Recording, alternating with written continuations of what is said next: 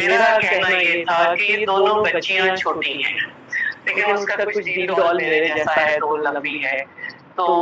ان کی والدہ کو بھی میں نے خود فون کیا تھا اور ان کو اپنے پاس بلایا, ان کا کیس آگے کیا اور ان کو بھی جبران ناصر کے پاس میں نے بھیجا تھا باقاعدہ جبران سے ریکویسٹ کر کے, اور میں بہت مشہور ہوں اس کی کہ اس نے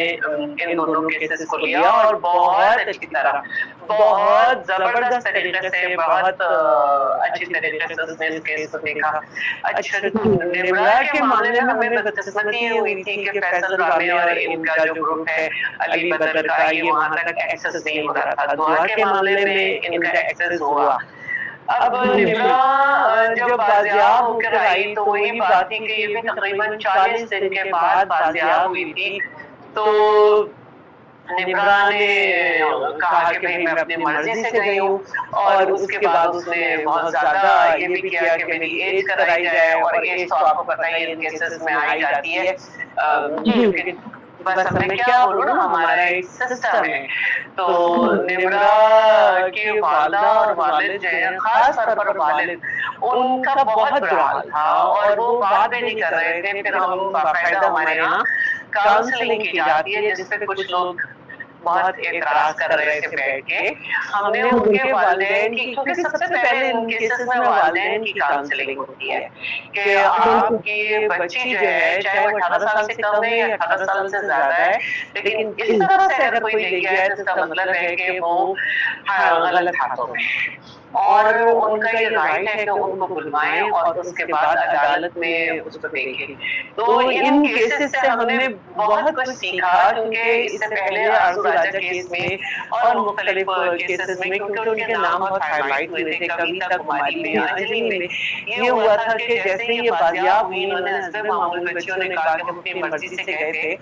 لیکن ان کو دارالامان بھیجا گیا. دارالامان میں وہ کچھ عرصے رہیں تو ان کا ذرا ڈر خوف جو ہے وہ نیچے ہوا, اور وہ ان کو سمجھ آیا کہ یہ غلط ہو گیا ہے. کیونکہ وہاں پر بھی ہمارے یہاں کاؤنسلنگ ہوتی ہے اور ساری دنیا میں ہوتی ہے. کچھ جاہل خواتین خاتون بیٹھ جاتی ہیں, کوئی وہ فضول باتیں کرتی ہیں, اور یہ بھی کہا جا رہا تھا کہ شہلا رضا کہاں سے پیسے لگا رہی ہے. تو یہ چاروں صوبوں میں گورنمنٹ آف سندھ, گورنمنٹ جو ہوتی ہے صوبائی, اس میں جو ویمن ڈیولپمنٹ ڈپارٹمنٹ ہے, اس کا یہ کام ہے کہ لیگل اسسٹنس اور ہیلتھ اسسٹنس پرووائڈ کرے ان خواتین کو جو کسی نشانہ ہوئے ہیں. اب کسی پریگرام میں بیٹھ کے ہنسانے کا مطلب یہ نہیں ہے کہ آپ زندگی کو ہنسی کھیل سمجھ لیں. زندگی بہت مختلف چیز ہے, اور یہ بچی نمرا جو ہے,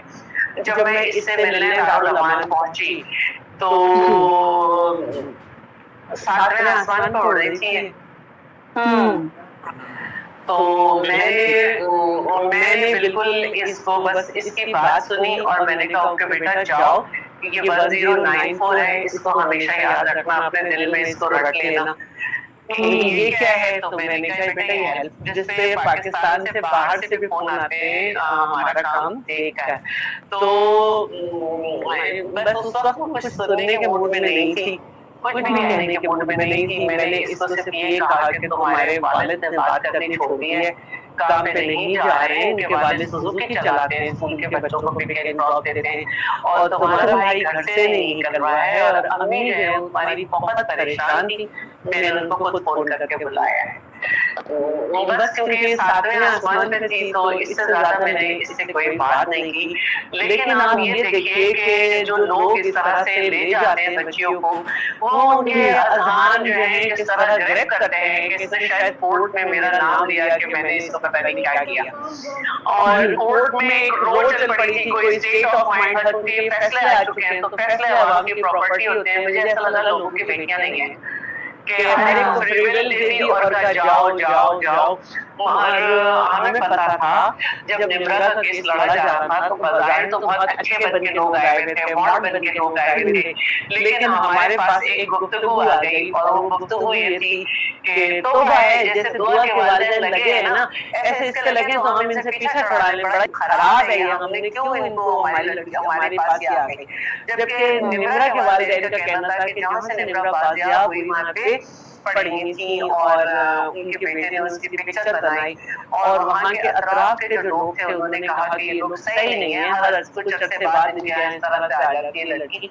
اور پھر نمرہ کے والدین نے مجھے بتایا کہ ان پہ 2 دفعہ پولیس وین پہ فائرنگ بھی کی گئی۔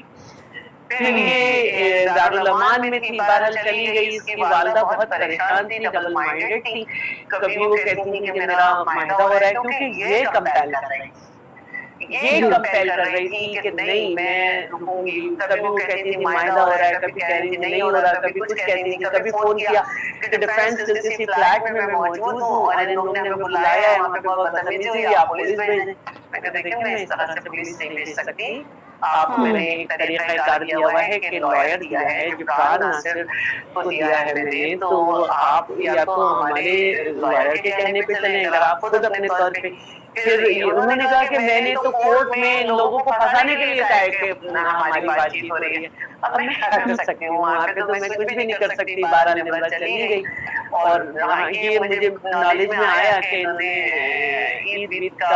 کھانا بیٹی کے ساتھ کھایا یا کچھ ہوا۔ بہرحال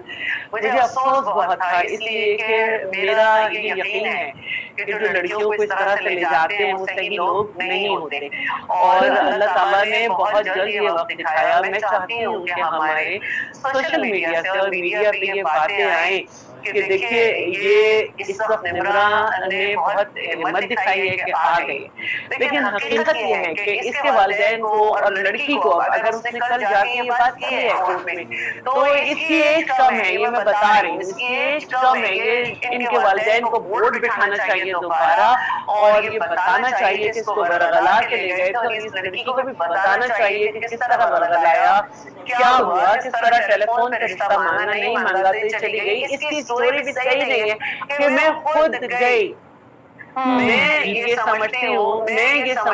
کہ یہ جس عمر کی بچیاں ہیں یہ تو بچیاں ہیں، میں دوبارہ اس بات کو کہتی ہوں، اور اس بات پہ مجھے پورے پاکستان میں جہاں جہاں میں گئی ہوں، بازار میں، ہر جگہ، ایون یہ کہ اب 9 محرم ہے آج، 9 محرم میں 9 دن میں جس جگہ نکلی ہوں لوگوں نے میرا ہاتھ پکڑ پکڑ کے بات کہی ہے کہ آپ کی اس بات سے ہم ہٹ ہی نہیں سکتے جو آپ نے یہ کہا ہے کہ میں اتنی بڑی عورت ہوں، منسٹر بھی ہوں، میں یہ ہمت نہیں کر سکتی کہ خود ٹیکسی اسٹینڈ جاؤں اور وہاں پہ جا کے ٹیکسی بک کروں اور کہوں میرے پاس پیسے بھی نہیں ہیں اور تم مجھے لے جاؤ، راستے میں رات بھی آتی ہے۔ لیکن دعا زہرا پہ میں نے کہا تھا، اور نمرہ نے یہ کہا تھا کہ میں اکیلی گھر سے نکلی، میں نے ٹیکسی منگائی، ٹیکسی منگا کے میں ٹیکسی اسٹینڈ پہ گئی، وہاں پہ میں بس میں بیٹھ گئی، بس کنڈکٹر نے مجھے ایک فیملی کے ساتھ بٹھا دیا۔ تو میں نے کہا تم کس بس اسٹاپ پہ گئی تھی؟ تو بڑی شرمندہ ہوئی، کہنے کی مجھے بس اسٹاپ کا نام یاد نہیں ہے۔ اب آپ مجھے بتائیں کہ ایک بچی ایک بس اسٹاپ تک جا رہی ہے لیکن اس سے یہ نہیں معلوم، اور میں نے کیب کی تو اب میں نے اس سے کہا بیٹا آپ کو معلوم ہے کہ جب کراچی بس چھوڑتی ہے نا تو بس کے اندر ایک فوٹوگرافر جو ہے وہ چڑھتا ہے اور وہ سارے مسافروں کی پکچر بناتا ہے۔ اب یا تو میں یہ کہوں کہ یہ بہت بڑے گینگز ہیں جن کے ساتھ یہ کنڈکٹرز وغیرہ ملے ہیں جو بچیوں کو کسی فیملی کا پارٹ ظاہر کر دیتے ہیں، یا اسٹوری غلط تھی، یہ بھی اسی طرح گئی تھی۔ تو یہ ساری باتیں بہت ہی تکلیف دہ ہیں، یہ بچیوں کے لیے ایک عبرت کا نشان ہے جو اس طرح سے اپنے پیارے والدین کو چھوڑ گئے، جنہوں نے ان کے خاطر اتنا سب کر رہے ہیں، ساتھ کھڑے ہیں، ان کو چھوڑ کے نامعلوم